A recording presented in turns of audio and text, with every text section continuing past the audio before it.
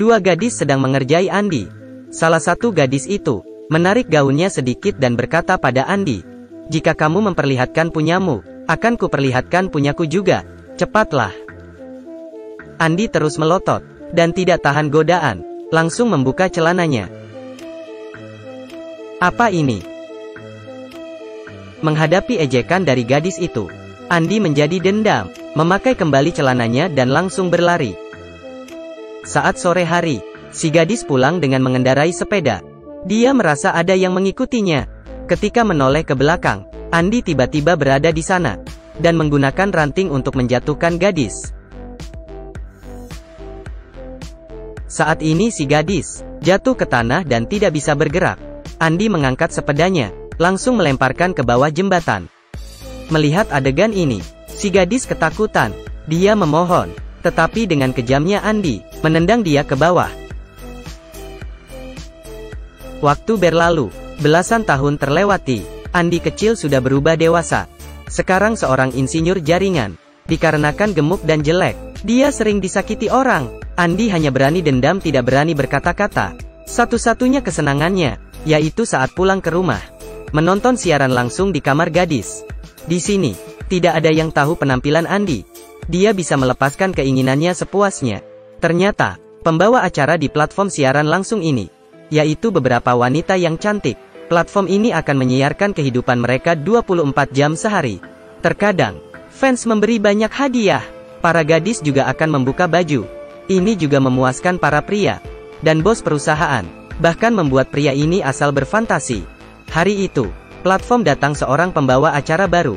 Namanya adalah Desi. Karena postur tubuhnya yang seksi dan muka yang cantik, sangat cepat mempesona para pria. Ini yang membuatnya langsung menjadi pembawa acara yang terkenal. Andi yang melihat siaran langsung juga menjadi fans Desi. Desi sedang mandi, tetapi di atasnya terdapat kamera. Ternyata dia sedang siaran langsung. Andi yang di depan komputer, menggunakan tangannya untuk memegang layar, dan berimajinasi yang aneh. Dia menggabungkan banyak foto, berfantasi bahwa Desi adalah pacarnya. Bahkan membuat boneka seperti Desi, tiap hari menciumnya, untuk lebih dekat dengan Desi.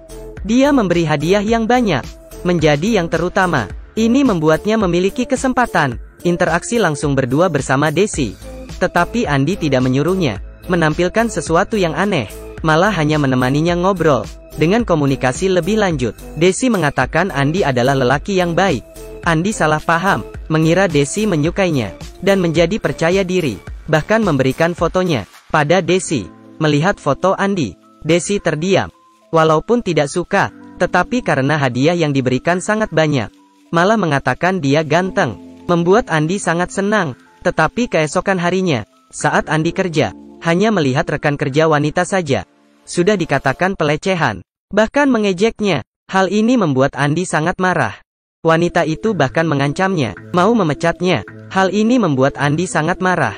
Dia tidak mau sabar lagi, langsung menggunakan tongkat, memukul kepala wanita itu, sampai pecah. Semua rekan kerja pun terkejut. Layar kembali lagi, wanita itu sama sekali tidak terluka.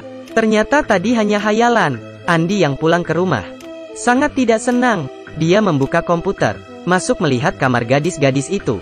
Awalnya dia ingin melihat Desi, tetapi tidak sengaja melihat di dinding tertempel fotonya, dan juga tertulis kata-kata yang menghina.